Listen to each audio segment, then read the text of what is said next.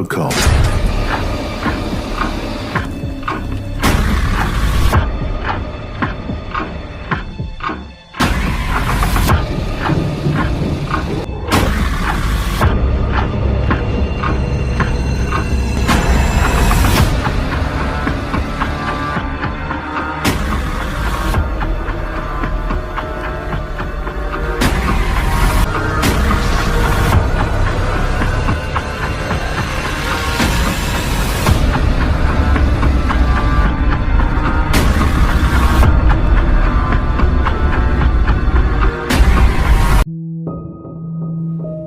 रात के 2 बज रहे थे।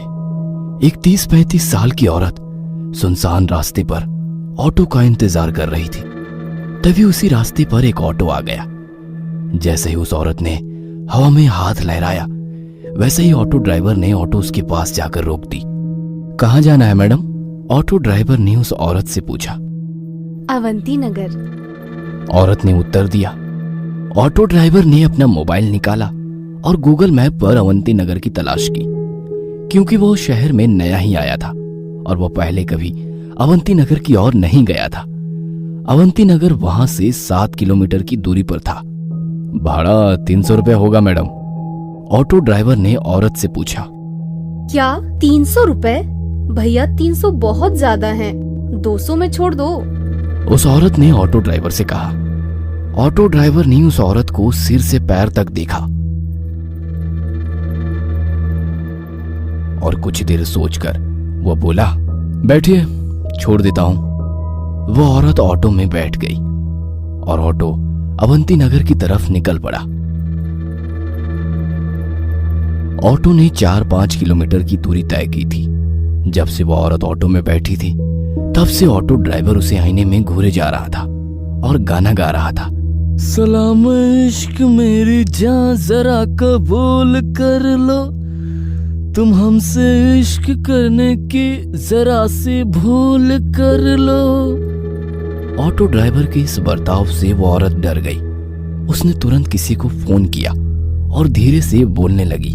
वैसे ही रिक्शे वाले ने गाना बंद कर दिया और उसकी बातें सुनने की कोशिश करने लगा।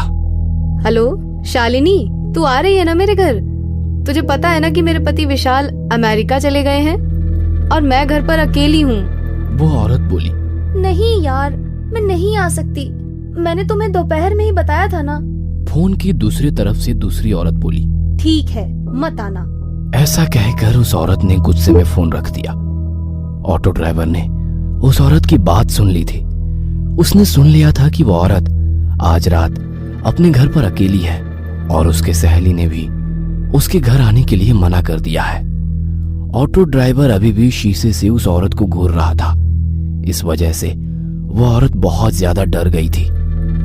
तभी उस औरत ने एक बंगले के सामने ऑटो ड्राइवर को रुकने के लिए कहा। ऑटो ड्राइवर ने देखा कि उस घर पर सिल्वर लीफ लिखा हुआ था।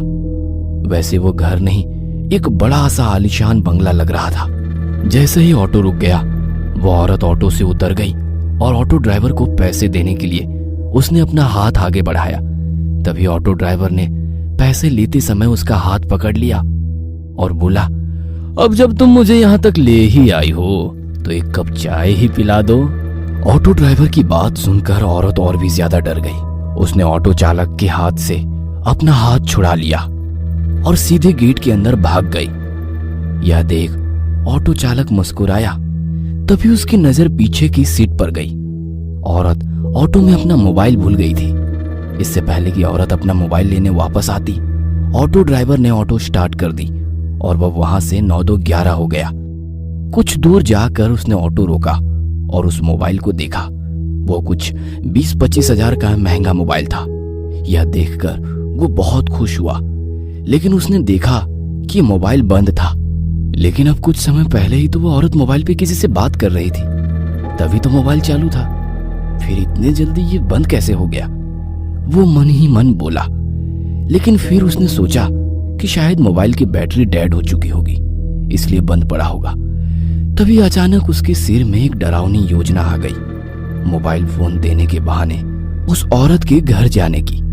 उसके दरवाजा खोलते ही उसके गर्दन पर छुरा रखकर उसकी इज्जत लूटने की और फिर घर में से सारे पैसे लूट के 9-11 होने की योजना बनाई।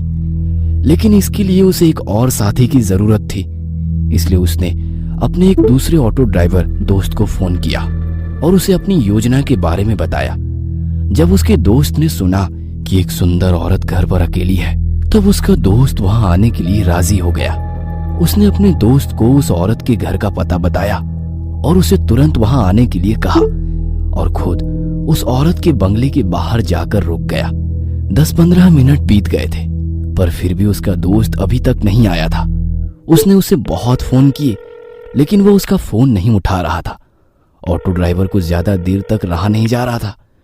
उसे उस औरत का चेहरा बार बार उसकी आंखों के सामने दिखाई दे रहा था।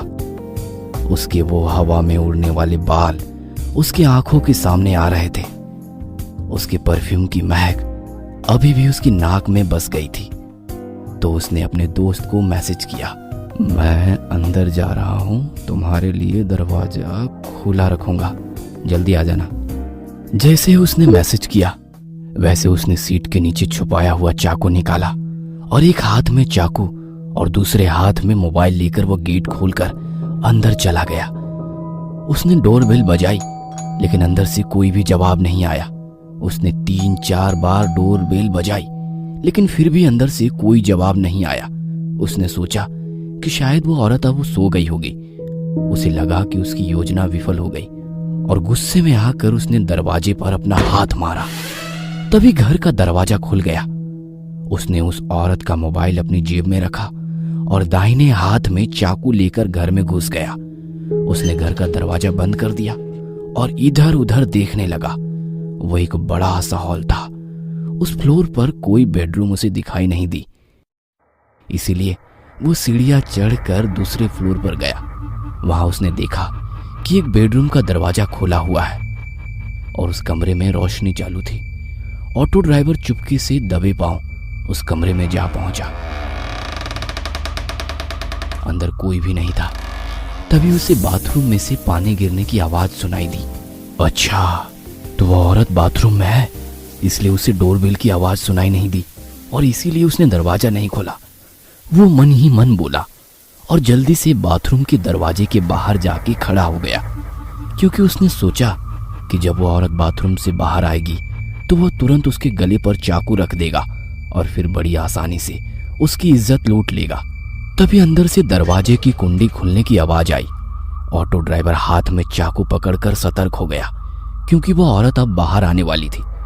लेकिन 2 मिनट बीते, 4 मिनट बीती, पर वो औरत अभी तक बाथरूम से बाहर नहीं आई थी। आखिरकार ऑटो ड्राइवर ने बाथरूम के दरवाजे को अंदर धकेल दिया। जैसे ही उसने दरवाजा अंदर धकेला, वैसे ही उसकी नाक में सड़े हुए मांस की बदबू घुस गई। उसने अपने बाएं हाथ से अपनी नाक बंद कर ली और बाहर से बाथरूम में झांक कर देखा और सामने का नजारा देख उसके पैरों तले जमीन खिसक गई। डर के मारे वो थर थर कांपने लगा, क्योंकि बाथरूम के बाथ टब में 8-10 लाशों का एक ढेर था। वो डर की मारे पीछे हटने ही वाला था कि तभी उस औरत ने पीछे से आकर ऑटो ड्राइवर की कमर में लात मारी और वो बाथरूम में जा गिरा। ऑटो ड्राइवर बाथरूम में गिरते ही उस औरत ने झट से बाथरूम का दरवाजा बंद कर दिया। जैसे ही ऑटो ड्राइवर ने उसकी दाईं तरफ देखा, वो पसीने से तरबतर हो गया और उसने उठकर दरवाजा खोलने की कोशिश की, लेकिन दरवाजा नहीं खुला, क्योंकि उस औरत ने बाहर से दरवाजा बंद कर दिया था। उसे पता चल चुका था कि उस औरत ने जानबूझकर उसे बाथरूम में बंद कर दिया है। ऑटो ड्राइवर दरवाजा पीट पीट कर जोर जोर से चिल्लाने लगा, मैडम दरवाजा खोलो, मैडम मैं आपके पैर पकड़ता हूं, मुझे यहां से बाहर निकालो, मुझसे गलती हो गई मैडम, मुझे माफ कर दो मैडम। वो भीख मांग रहा था, लेकिन बाथरूम के बाहर से कोई जवाब नहीं आया। बाथरूम के बाहर सन्नाटा फैल गया। आखिरकार दरवाजा पीट पीट कर उसके हाथ दुखने लगे और उसने दरवाजा पीटना बंद कर दिया। उसने उसकी दाईं ओर देखा, वैसे ही उसे बाथ टब में लगा लाशों का ढेर दिखाई दिया। 8-10 लाशें एक के ऊपर एक रखी हुई थी और हैरानी की बात तो यह थी कि उन सभी लाशों के ऊपर ऑटो ड्राइवर की यूनिफॉर्म थी। इसका मतलब ये था कि वे सभी लाशें ऑटो ड्राइवर की थी। उसने अपने कपड़ों को देखा तो उसने भी वैसे ही यूनिफॉर्म पहन रखी थी। बाथ टब के बगल में मोबाइलों का ढेर पड़ा हुआ था। ऑटो ड्राइवर ने उसकी जेब से मोबाइल निकाला और वो फिर एक बार चौंक गया, क्योंकि बिल्कुल वैसे ही मोबाइल का ढेर था। वो समझ गया कि उसे धोखे से फंसाया गया है। उस औरत का ऑटो में कहना कि मैं घर पे अकेली हूं और उसके बाद ऑटो में मोबाइल छोड़ना, ये सब उसकी ही चाल थी और वह बुरी तरह से उसकी जाल में फंस चुका था। वो समझ चुका था कि वे सभी ऑटो ड्राइवर भी बिल्कुल उसकी तरह ही उस औरत के जाल में फंस गए थे और वो बाद में उसी बाथ टब में मर गए। अब उसके साथ क्या होगा, इसका ख्याल उसके मन में ही आ गया। क्या ऑटो ड्राइवर उस भूतिया बंगलों से बच निकलेगा? इन सभी सवालों के जवाब जानने के लिए इस कहानी का अगला पार्ट देखना मत भूलना।